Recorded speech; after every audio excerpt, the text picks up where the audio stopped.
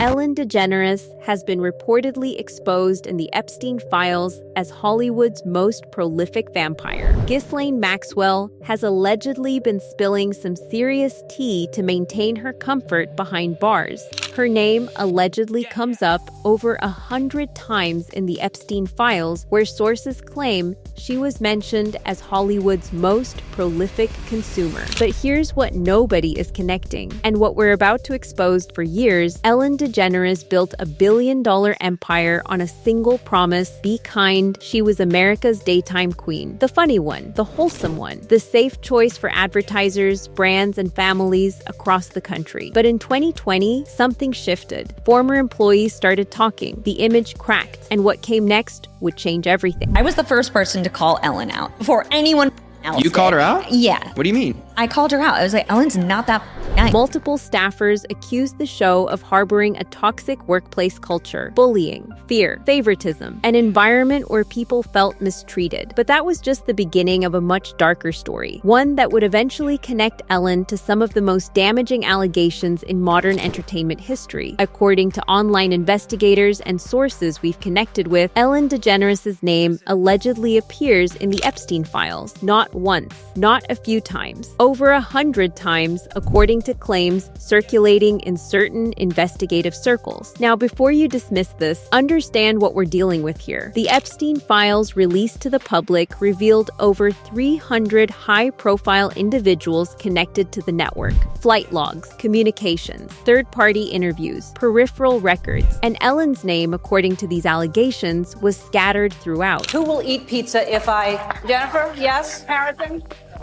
Now, this might seem innocent, just a quirky talk show host ordering pizza at an awards show. But online communities, particularly those investigating Epstein connections, have pointed to a pattern. According to internet theorists, Ellen's repeated references to pizza parties, her famous Oscars moment handing out pizza to celebrities, and even the design of her talk show set have allegedly been flagged as suspicious. Some sources claim they see coded language. Others say the set design itself mirrors architecture found on Epstein Island. Ellen DeGeneres' stage set is exactly the same as on Epstein Island, with all the couches, the same colour, the same soft furnishings, palm trees, window, everything to the T. Now, we want to be absolutely clear here. These are allegations and theories circulating online. We have not independently verified the set design claim. In fact, many have debunked these comparisons. But the fact that these theories exist and that they've spread so widely is itself significant. According to sources we've spoken with, there's an alleged insider claim that Ghislaine Maxwell, currently incarcerated, has been receiving special treatment in prison. And allegedly, according to these unconfirmed sources, she's been sharing information in exchange for comfort and privileges. One of the names that allegedly came up in these conversations, according to rumors circulating in certain online communities, was Ellen DeGeneres. This is not confirmed. Let me be explicit about that. We have no verification of this claim, but it's what certain sources are alleging happened. Now, here's where the story takes an even darker turn, and where we need to pump the brakes and ask serious questions about what's real and what's speculation. The JonBenét Ramsey case has haunted America for nearly 30 years. A 6-year-old beauty pageant queen found dead in her family's basement on December 26th, 1996. No arrest, no conviction. An unsolved mystery that captivated the nation. For anyone who's under the age of 25, you wouldn't understand how big of a national story that the murder of JonBenét Ramsey was. It was everywhere, similar to Scott Peterson. In recent years, online communities have begun alleging a connection between the JonBenét case and the Epstein network. Specifically, they claim that Ghislaine Maxwell may have been present at events connected to the Ramsey family, according to these theories, and again, we are presenting these as unverified allegations. A photograph allegedly showing a woman resembling Ghislaine Maxwell in the background of a JonBenét photo has circulated online. Some sources claim Maxwell and John Ramsey, JonBenét's father, shared the same law firm, Haddon, Morgan & Foreman, a Denver-based firm that has also represented Harvey Weinstein and Charlie Sheen. But here's what we need to ask. Does sharing a law firm mean anything? This firm has represented hundreds of clients. The Ramseys and Maxwell were represented by different lawyers more than 20 years apart. The photograph allegedly showing Maxwell has never been verified. When analyzed closely, the woman in the image has facial features, particularly a mole, that don't match known photos of Maxwell. Some suggest it could be a shadow. For as much as I love a good conspiracy, I don't think it's her. The woman in the photo has a pretty obvious mole that I can't find in any photos of Ghislaine. Additionally, online detectives have circulated images allegedly from the Epstein files showing a young girl they claim resembles JonBenét. But according to sources who've analyzed these images, they've been identified as Selena Dubin, the daughter of Eva Dubin, a Swedish-born physician and pageant winner. Eva Dubin dated Epstein, and her name appears frequently in his files. So why are we bringing this up? Because it demonstrates how theories spread, how images get misidentified, how online communities can take fragmented information and weave it into larger narratives. In July 2020, a retired Colorado Springs Police Department homicide detective named Perry Freeman posted a now deleted video on YouTube. In it, he allegedly discussed a phone call he received early in the JonBenét investigation regarding a possible connection to Jeffrey Epstein. This video has been scrubbed from the internet. We only have archived descriptions from people who watched it at the time. According to these secondhand accounts, Freeman allegedly claimed that an anonymous tipster called him suggesting that JonBenét's death may have involved a group of adults and that Epstein may have been connected. Officer Perry, Cop Facts on YouTube, was a Colorado Springs PD at the time, and he took a call on a tip line very early in the case where someone was claiming that she was killed outside the home accidentally after abuse involving a group of people. Now, we need to critically examine this. A deleted video. Secondhand accounts from Reddit. Alleged connections mentioned in a tip line that was never publicly detailed. This is the foundation of a major conspiracy theory, and it's built on fragments and speculation. The grand jury's true bill in the JonBenét case does state that John and Patsy Ramsey knowingly put her in harm's way and allowed individuals to access her that ultimately led to her harm and death. This language has sparked theories that a group of adults may have been involved, but it could just as easily refer to Burke, JonBenét's brother, or other family acquaintances. We don't know, and that's the critical issue here. Perhaps the most disturbing piece of evidence circulating online is a letter allegedly found in the Epstein files. It's written in an extremely graphic and explicit manner, referencing someone named Peter JonBenét, a name that combines JonBenét's name with other identifiers. The letter allegedly describes a healing session offered by someone claiming to be connected to Epstein, and it contains deeply disturbing language about recruitment, children, and deviant activities.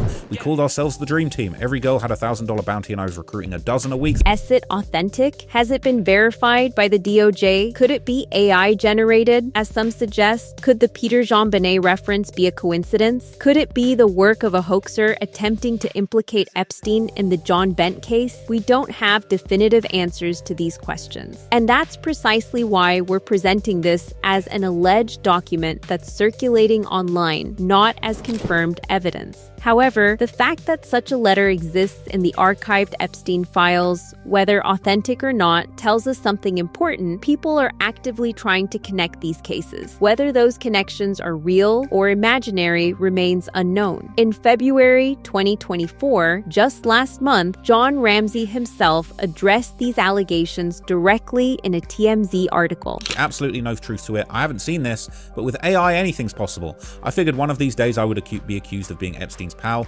Hasn't happened yet. John Ramsey flatly denied any connection between his family and Epstein. He suggested that the viral video showing a girl allegedly resembling JonBenét in Epstein's files was AI generated. But here's the uncomfortable truth. His denial doesn't settle anything for the online community. In fact, for many conspiracy theorists, A denial from a family member is itself suspicious. It becomes evidence of a cover-up. It becomes proof that he's protecting a secret. This is the recursive logic of conspiracy thinking. Any evidence that contradicts the theory becomes proof that the theory is correct. One detail that has caught the attention of investigators is the involvement of lawyer Alan Dershowitz.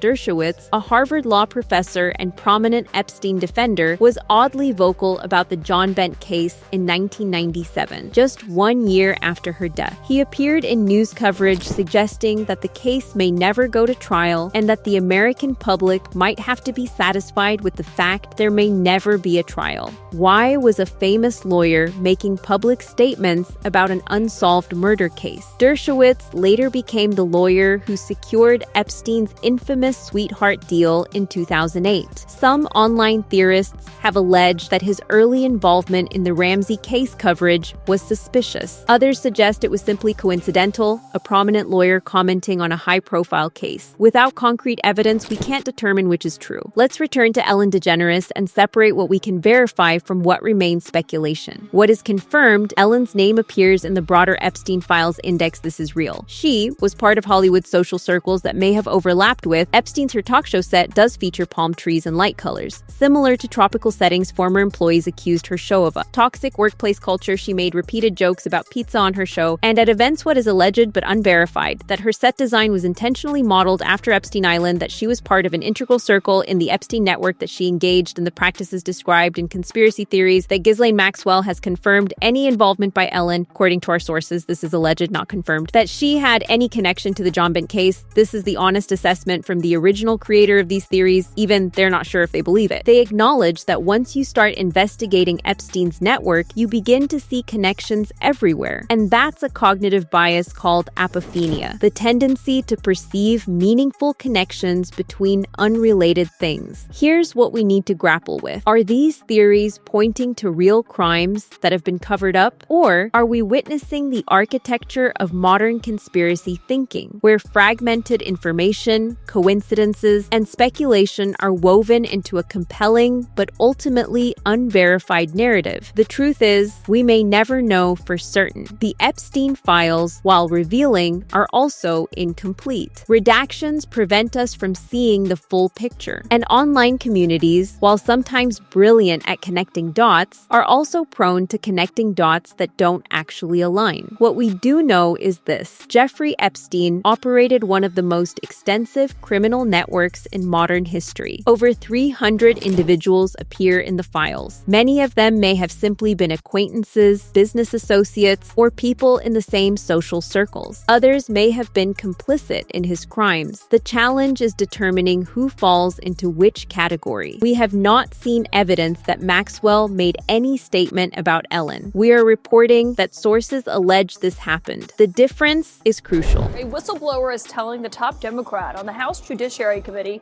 the Jeffrey Epstein accomplice, Ghislaine Maxwell, is getting special treatment in prison. Yes, Maxwell is allegedly receiving special treatment. Yes, there are allegations that she's preparing a commutation application. But the leap from Maxwell is getting perks to Maxwell is confirming Ellen's involvement is not supported by public evidence. This is speculation. Educated speculation, perhaps, but speculation nonetheless. So what should we take away from all of this? The Epstein files are real. His network was real, and many powerful people were connected to him in ways we're still uncovering.